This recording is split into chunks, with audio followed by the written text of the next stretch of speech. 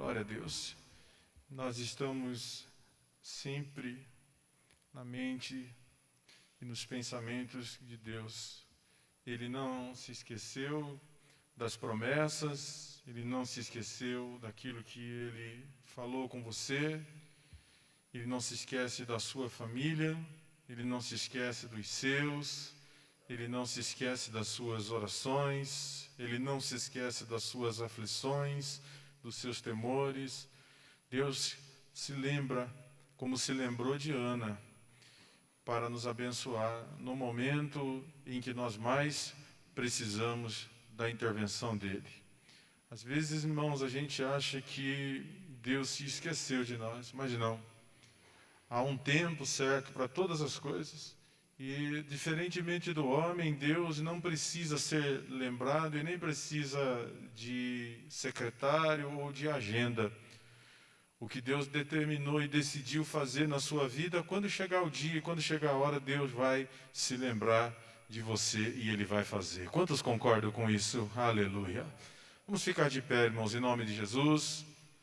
Vamos receber o presbítero irmão Eduardo, que vai nos transmitir a palavra de Deus nessa noite.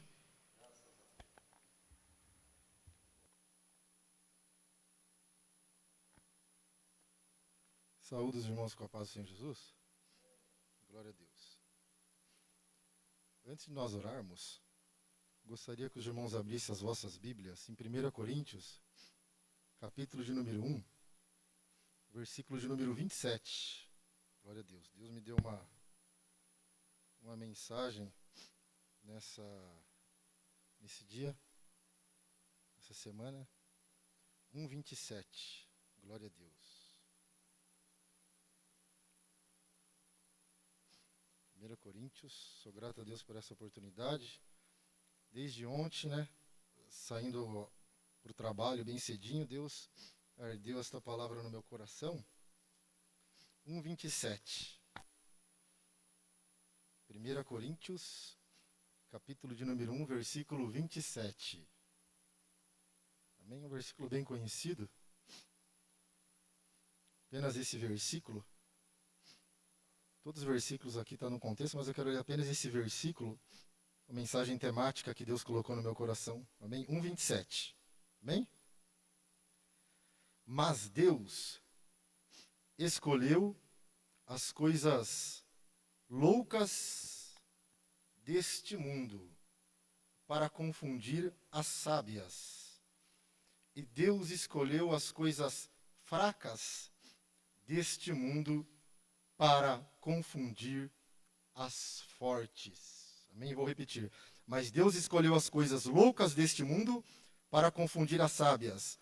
E Deus escolheu as coisas fracas deste mundo para confundir as fortes. Eu me lembro, rapidamente, meus irmãos, antes de nós orarmos, estava na reunião de obreiro e o pastor Ivan estava ministrando. Eu lembro que na ministração ele falou assim, entrou no contexto da escolha dos discípulos, que Jesus falou assim, que Jesus chamou para si o que Ele quis. E nesta noite você está aqui, eu estou aqui porque Ele quis. Amém? Feche seus olhos, encurve essa cabeça e oremos ao Senhor.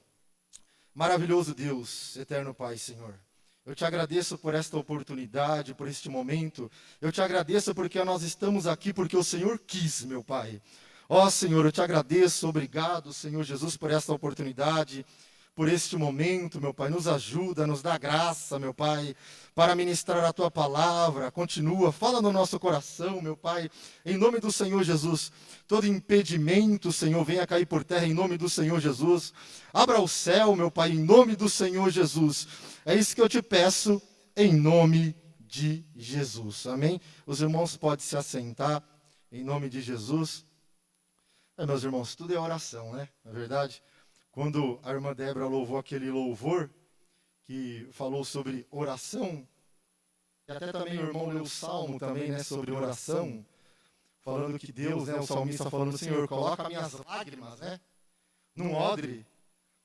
E além de Deus não se esquecer de nós, meus irmãos, Ele não esquece nem de uma gota de uma lágrima, das nossas orações. Glória a Deus. É interessante, nessa semana eu estava em casa, cheguei de serviço, estava conversando com a minha mãe, e li uma passagem de Jó, eu conversando com a minha mãe ali, interessante, né? A Bíblia fala, né, pastor? Que nos 42 capítulos do livro de Jó, é interessante que Deus, a Bíblia é bem explícita, ela fala que ela mostra qual foi o momento que Deus virou o cativeiro de Jó, que Deus mudou a história de Jó. Quando foi? A Bíblia fala que Deus mudou a história de Jó, mudou o cativeiro de Jó, restituiu tudo em dobro que ele tinha, quando ele orava pelos seus amigos, né? Amigos entre aspas. Quando ele orava pelos seus amigos. E eu aprendo uma coisa aqui nessa noite, meus irmãos, que é a oração. Quando nós se lembramos dos outros, Deus se lembra de você. Quando nós se lembramos dos outros, Deus se lembra da tua casa, Deus se lembra da tua família. Então, oremos um pelos outros. Glória a Deus. É interessante, meus irmãos. Eu estava meditando aqui nessa mensagem, neste versículo. E é interessante aqui, né, no louvor também falou do apóstolo Paulo. E nós podemos ver que o apóstolo Paulo ali, até no louvor falou, na verdade ele era um religioso, mas nós sabemos ali quando ele foi buscar cartas ali dos sacerdotes que tinham autoridade para perseguir os cristãos ali, quando ele estava indo para Damasco, né, nós conhecemos a história, a Bíblia nos relata que ele teve um encontro com o Senhor Jesus, ele teve um encontro com o Senhor ali, e a Bíblia fala ali que a sua vida, na verdade, foi mudada de um Saulo, a sua vida se transformou. E eu aprendo também uma coisa aqui, né, meus irmãos, que Paulo, né, quem era Paulo? Um religioso, um fariseu, um extremista, mas depois da cruz, Paulo nunca foi mais o mesmo, meus irmãos. Esse é o poder do Evangelho. Depois da cruz, não somos mais o mesmo. Paulo que era um religioso, Paulo que era um fariseu, Paulo que perseguia. Agora Paulo, ele se torna um mestre do cristianismo, meus irmãos. Escreve aproximadamente 13 cartas, algumas cartas ali na prisão. Mas olha quem era Paulo e quem se tornou Paulo depois da cruz, meus irmãos. Então, por isso que é importante, na verdade, e é isso que nós precisamos, que falta muitas vezes nessa geração, na verdade, um encontro com Deus, meus irmãos, uma experiência com Deus, porque sempre que Deus, ele quis fazer ou quer fazer algo grande na vida de alguém, primeiro ele precisa ter um particular com esta pessoa. Assim foi com Jacó, não é verdade, no Val de Jaboque, quando ele lutava com o anjo. Mas é interessante, meus irmãos, que quando ele lutava com o anjo ali, ele queria ser abençoado, e antes dele ser abençoado, o anjo faz uma pergunta para ele: qual que é o teu nome? Deus pergunta para Jacó: qual que é o teu nome?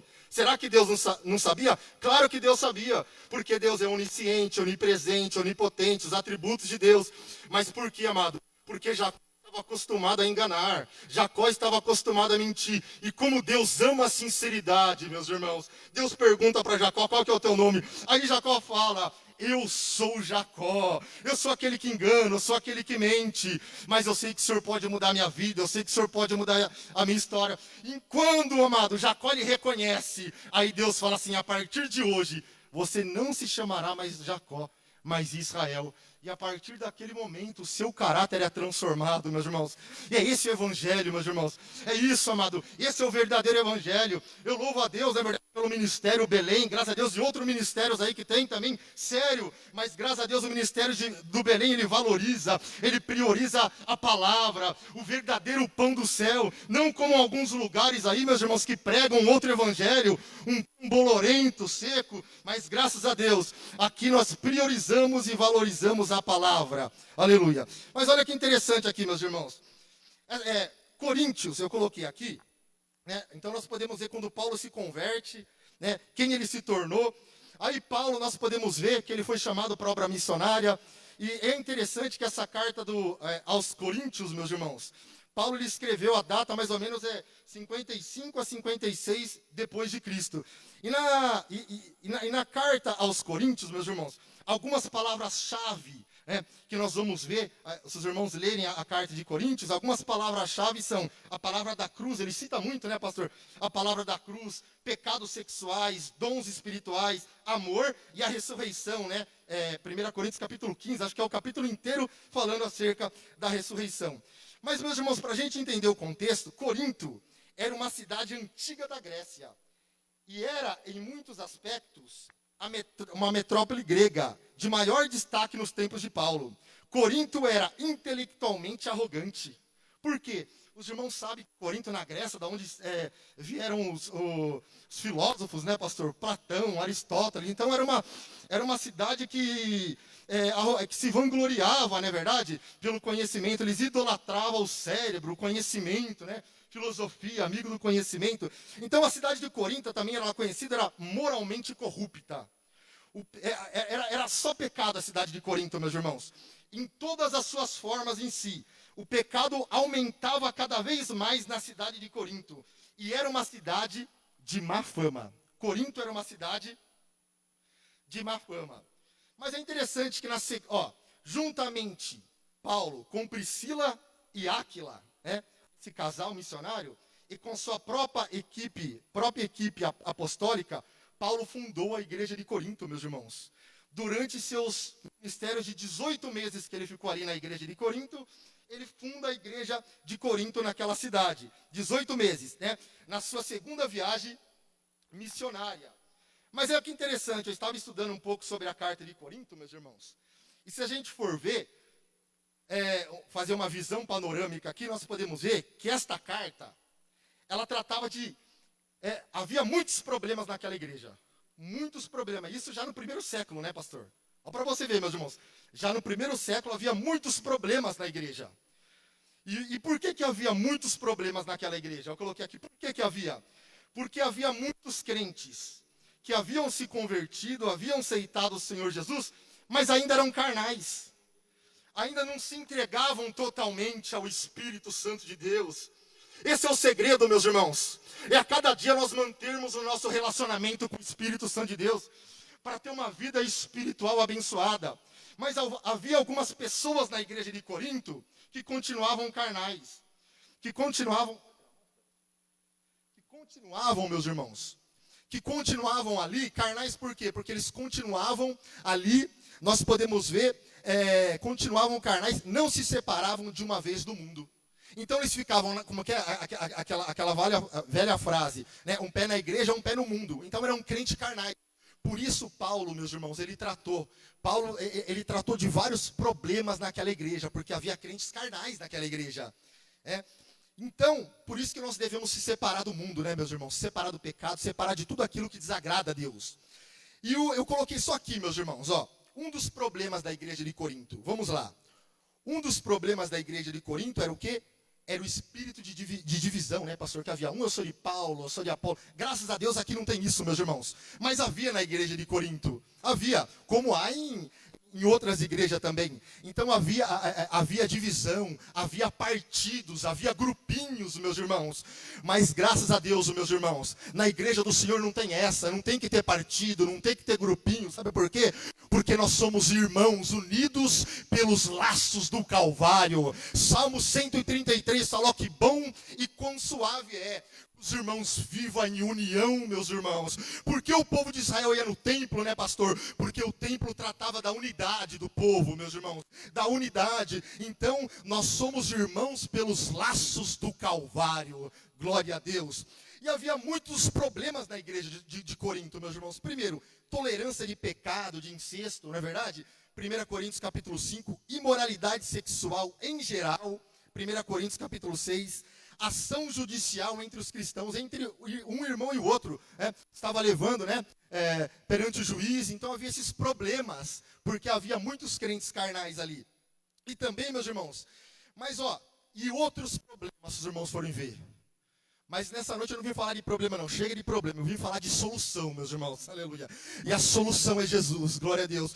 Mas Paulo, meus irmãos, olha que interessante, em meio a todos esses problemas, pastor, em meio a todos esses problemas que existia na igreja, Paulo, por isso que Paulo, amado, Paulo fala assim, nada propus saber entre vós, senão a Cristo crucificado, aleluia. E também em 1 Coríntios capítulo 15, Paulo fala assim, se Cristo não ressuscitou, é vão a nossa fé. Aleluia. É vão a nossa fé, meus irmãos. Então Paulo, meus irmãos, em meio a todos esses problemas, dificuldade, partidos que havia na igreja, Paulo, ele tinha a solução. E a solução, amado, era a mensagem do evangelho. Por isso que o apóstolo Paulo fala, meus irmãos, aleluia, que há poder na mensagem. Não me envergonho, não é verdade, da mensagem do evangelho, porque é poder de Deus. Glória a Deus. Então o apóstolo Paulo, ele começa a pregar a crucificação, ele começa a pregar a ressurreição, meus irmãos, porque pode ter certeza que a melhor notícia, meus irmãos, a maior notícia de todas, a melhor notícia que o mundo já ouviu, a mais extraordinária notícia, a mais maravilhosa notícia que o mundo pode ouvir é essa: ele não está aqui, ele ressuscitou. As mulheres, quando chegaram no sepulcro, achou que ia ungir um corpo morto, achou que estará lá um defunto, achou que estará lá um cadáver, mas não. Quando elas chegaram no sepulcro, a pedra já estava removida e o anjo falou assim, ó: ele não está aqui, ele ressuscitou. Glória a Deus. Meus irmãos, nós, graças a Deus, o túmulo está vazio. Eu coloquei aqui, está no túmulo. Se o túmulo não estivesse vazio, amado, não existiria o mínimo de sinal de esperança no horizonte. A nossa pregação, pastor, a nossa pregação, igreja, não é sobre um defunto, não é sobre um cadáver. A nossa pregação é sobre aquele que tomou a chave do inferno e da morte e ressuscitou e bradou: é-me dado todo o poder no céu e na terra. Amado, nós adoramos um Jesus, um Salvador que morreu sim, que pagou o preço, amado, que comprou a igreja no Calvário, mas um Salvador que vive, ele vive. Por isso que há esperança, pastor, porque, amado, eu posso crer no amanhã, porque ele ressuscitou. O pastor ensinou aqui na quarta-feira, eu quero trazer à memória o que me pode dar esperança. E o que me dá esperança? O que traz esperança para a igreja? O que traz, amado, uma expectativa de ver nossos problemas sendo solucionados? Quero trazer à memória o que pode me dar esperança. É que ele vive, ele ressuscitou. Essa é a nossa esperança. Então Paulo trabalha essa mensagem na igreja, meus irmãos, porque ele sabe do poder do evangelho, ele sabe que Cristo está vivo, aleluia. E, amado, e se nós abrirmos o nosso coração, deixar a palavra entrar, pode ter certeza, amado, que não há nada, amado, não há nada, pastor, que a mensagem da crucificação e da ressurreição não resolva. Aleluia. Glória a Deus. Por isso, meus irmãos, o tempo voa, mas eu gostaria, Deus me deu um tema nessa mensagem, meus irmãos. Mas Deus escolheu as coisas loucas deste mundo, ó, para confundir as sábias. E Deus escolheu as coisas fracas deste mundo para confundir as fortes. Sabe qual o tema que Deus me deu, meus irmãos, no meu coração, quando eu li esse versículo? E o pastor falou aqui que Deus ele vai fazer. E o tema é: Deus chama os improváveis, Deus usa os improváveis e Deus faz o improvável. Deus faz o improvável, por quê? Porque o método de Jesus, pastor, é diferente. O método de Deus é diferente, meus irmãos. Os irmãos lembram daquela passagem daquele mudo e surdo que levaram até Jesus e falaram para Jesus: Jesus, coloca a mão sobre ele, cura ele. Mas o que Jesus fez? Olha só como o método de Jesus é diferente. A Bíblia fala que Jesus colocou o dedo no ouvido daquele surdo, cuspiu e colocou ali na língua daquele mudo. E ele começou a falar. E todos ali, que estavam ouvindo, falaram assim, ó: tudo ele faz bem. Tudo ele faz bem. Eles se maravilharam e falaram: tudo ele faz bem. Aleluia. Faz o surdo ouvir e faz o mudo falar. Então descansa no Senhor nessa noite. Vamos descansar no Senhor nessa noite. Vamos fazer a nossa parte. Acreditar na mensagem da crucificação, da ressurreição. Trazer à memória aquilo que nos pode dar esperança. Que Jesus Cristo ele vive. Porque tudo ele faz bem. Tudo ele faz bem, meus irmãos. Tudo ele faz bem. Aleluia. Mas Deus escolheu as coisas loucas deste mundo para confundir as sábias. E Deus escolheu as coisas fracas deste mundo para confundir as fortes. Por quê? O método de Deus é diferente. Mas Deus nunca desprezou as coisas humildes. Ele usou uma funda de Davi. Ele usou a funda de Davi para derrubar Golias, o pior inimigo de Israel. Ele usou a merenda de um menino para alimentar uma multidão. Ele usou 5 pães e 2 peixinhos para alimentar uma multidão. E meus irmãos, se nós formos ver aqui, se a gente for refletir, vê se não é bem isso aqui, ó. Não que seja uma regra, não. Mas reflita comigo a respeito da história da Bíblia. Ó, vamos rememore. Quem não era nada, às vezes não é ninguém.